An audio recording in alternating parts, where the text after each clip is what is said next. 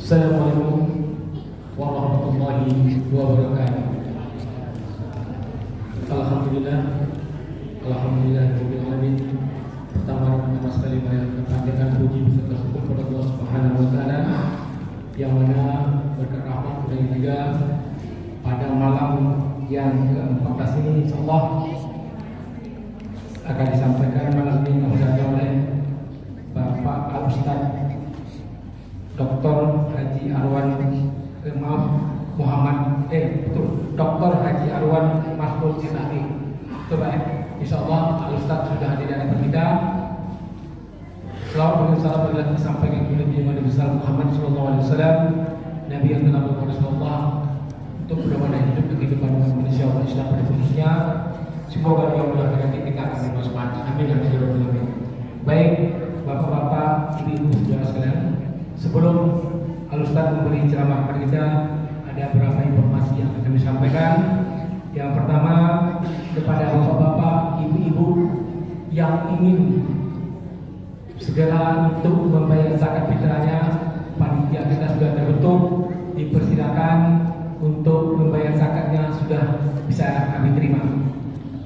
Untuk selanjutnya, untuk tausiah subuh besok Jumat akan disampaikan oleh imam kita Ilham Saputra. Untuk Sabtu subuh yaitu Dr. Tahidin Mas'ud MM CPHRM. Banyak kali bilang ibu CPHRM. Untuk hari minggunya dimundurkan ke hari Selasa yaitu Kiai Haji Muhibul Tibri LCMA, pimpinan Pondok Pesantren Nikmatullah di Kasikan Rokan. Jadi itu selanjutnya untuk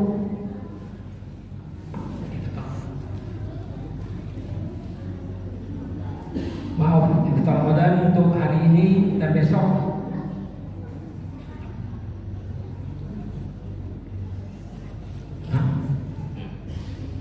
Untuk iftar Ramadan 14 Maret untuk tadarusnya yaitu Ibu Masdidah dari RT 05 dan Sahroni King Spark. Sedangkan untuk sahur yaitu Bapak Saripudin dari RT 05, berbuka besoknya yaitu Bapak Khairul Amsal dari RT 03 dan Zulherman dari 04 Ciangon. Semoga tepat waktu untuk mengantarnya. Terima kasih kepada Bapak Ustaz. Waktu yang tepat kami persilakan dengan segala hormat.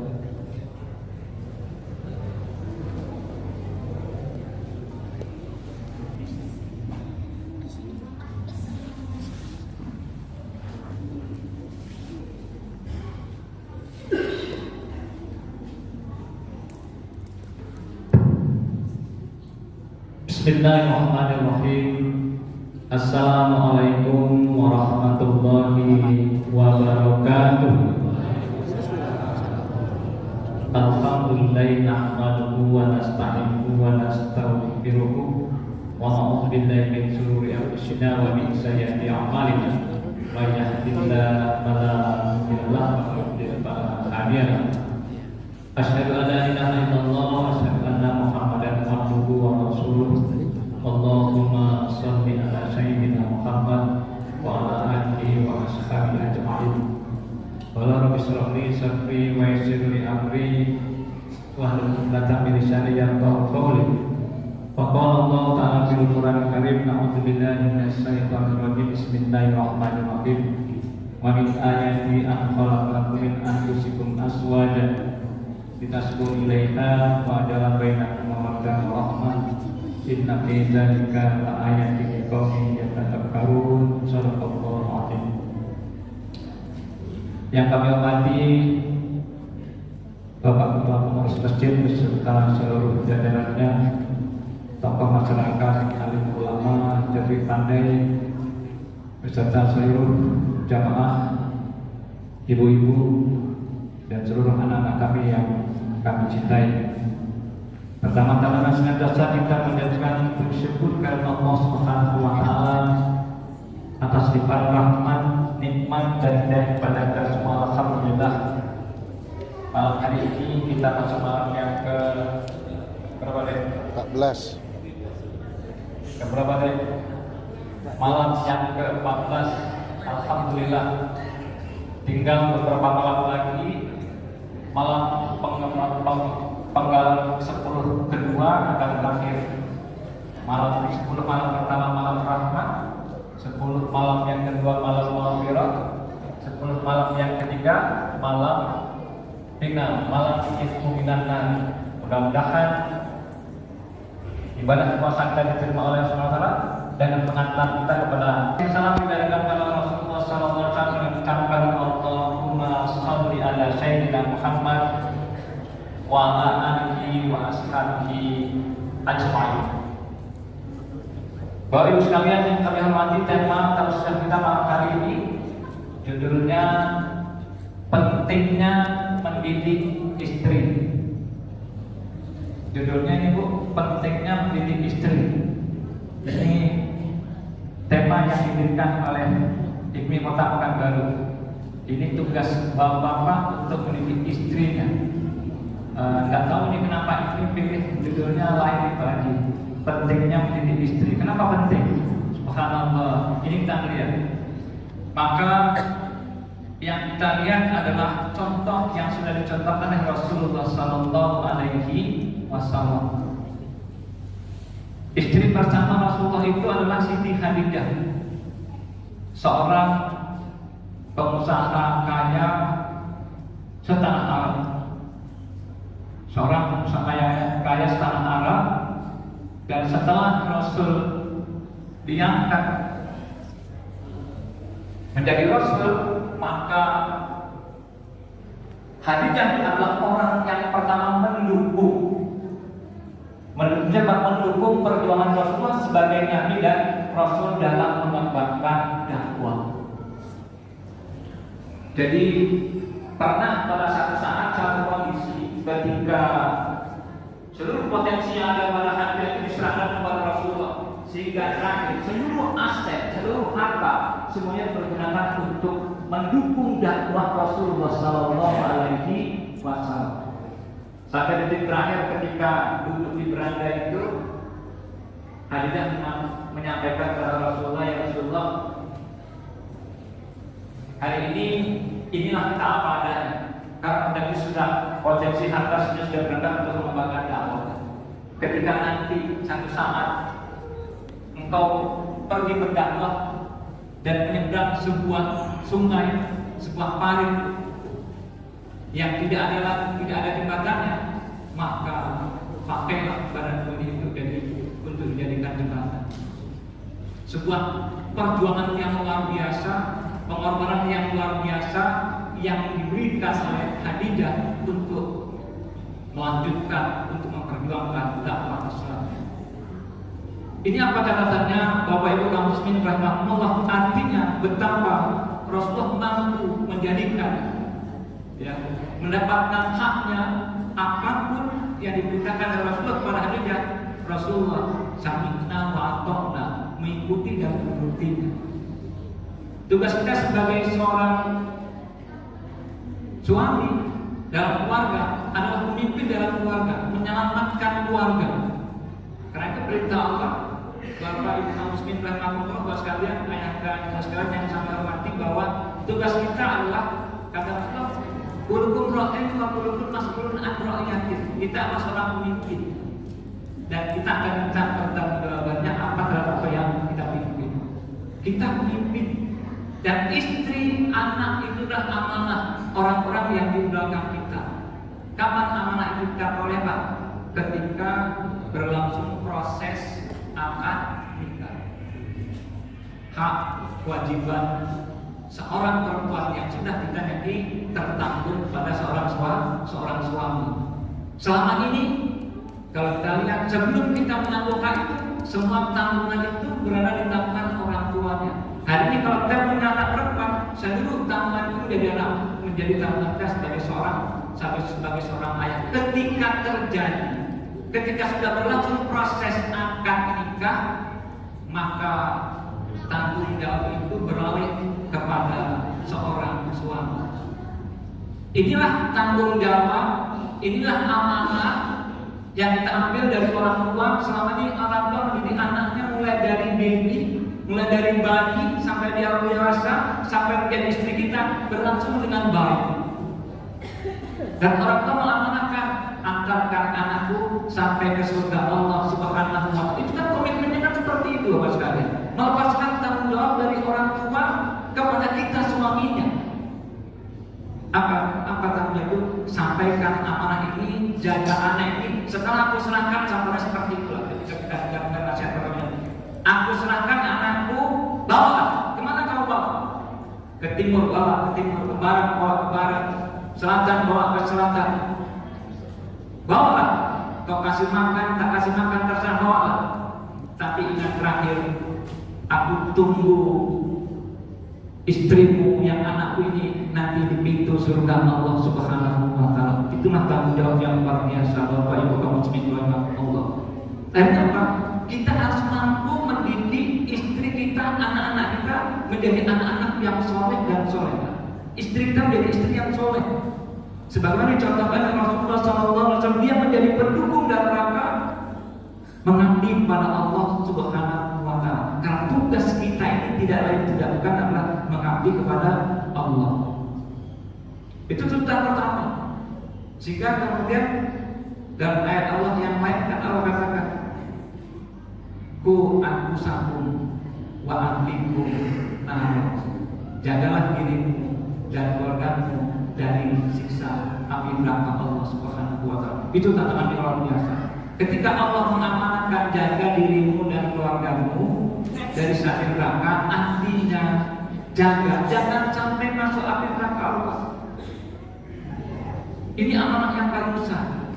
Amanah dari orang tua dan perintah Allah. Jaga, artinya bawalah diri kita, istri kita, anak-anak kita menjadi orang-orang yang taat dan sampai mengantarkan kepada surga Allah Subhanahu wa Ta'ala. Jangan sampai dia masuk neraka Allah. Ini yang tanggung jawabnya paling besar. Maka kita kembalikan dari dalam rangka itu, kita kembalikan dari tujuan kita melaksanakan kehidupan keluarga yang Allah katakan dalam ayat yang kita bacakan tadi. Apa katakan? Tujuan kehidupan keluarga itu adalah untuk menjadikan kita menjadi orang-orang yang mawaddah, sakinah, mawaddah, warahmah. Dan tujuan yang lain menjadi keluarga yang tenteram. Allah berikan rasa kasih dan sayang dalam membuat keluarga itu. Karena Allah sudah pilih istri kita itu dari jenis kita sendiri. Wa min ayati amarakum min anfusikum azwajan litaskunu ilaiha wa ja'ala bainakum mawaddah wa rahmah. Inna fi dzalika la'ayatin liqaumin yatafakkarun. Di antara tanda-tanda kebesaran Allah, Dia menciptakan pasangan-pasangan untukmu dari jenismu sendiri, agar kamu merasa litaskunu ilaiha, merasa tenteram, senang. Orang sudah keluarga itu merasa, kenapa bisa merasa senang, merasa nyaman? Karena Allah juga menciptakan litaskunu ilaiha wa ja'ala bainakum mawaddah, dan Allah menjadikan orang yang berkeluarga itu, Allah munculkan rasa kasih dan sayang. Makanya didiklah istri kita, dengan kasih sayang. Berikan dia cara mengarahkan, mengayomi. Seorang suami juga mengayomi, sehingga orang perempuan istri perlu diberikan rasa kasih sayang. Itu dimunculkan, dan Allah yang memunculkan itu, sehingga kita nyaman di rumah. Sehingga kata Rasulullah, jadikan rumah-rumah kita itu menjadi baiti jannah. Jadikan rumah kita seperti surga. Jangan jadikan rumah kita seperti neraka. Jangan jadikan rumah kita seperti goa-goa, sepi, menakutkan. Jadikan rumah kita seperti baiti jannah. Perdengarkan didik istri kita dengan rajin membaca Al-Quran. Maka tugas yang pertama, supaya istri dan anak-anak kita tetap taat kepada ibadah pada Allah, maka yang harus dimulai adalah iddah binafsi. Siapa iddah binafsi? Dia harus mencontoh apa yang kita buat. Begitu Rasulullah taat kepada Allah, Nabiullah, istrinya ikut apapun yang dikatakan oleh Rasulullah, maka seyogyanya sebagai seorang suami kita, sebelum kita dijadikan contoh, maka kita dulu yang harus di depan. Di depan di mana? Di depan untuk taat kepada Allah Subhanahu wa Ta'ala. Kalau belum taat, jadikan kita tetap taat. Kalau belum bisa belajar kan? Belajar untuk taat kepada Allah Subhanahu wa Ta'ala. Ingat doa yang selalu kita doakan dalam doa sujud terakhir itu. Apa kata Rasulullah? Jangan tinggalkan ketika sujud terakhir 3 doa. Seperti yang doa yang dibacakan oleh Imam tadi. Allahumma ya muqallibal qulubi tsabbit qalbi ala dinika wa ala ta'atik. Ya Allah yang bolak-balikkan hati manusia, jadikanlah hatiku ini tetap taat kepadamu dan taat kepada agamamu. Angkat doa itu. Rasulullah ajarkan jangan sampai kita sudah jadi pemimpin, jadi leader, jadi contoh dalam keluarga, kita tidak mampu untuk taat kepada Allah. Taat kepada Allah dengan ciri-ciri yang sebenarnya yang sudah kita ketahui. Perintah Allah kita laksanakan, larangan Allah harus kita jauhi. Itu sebagai sebuah indikasi.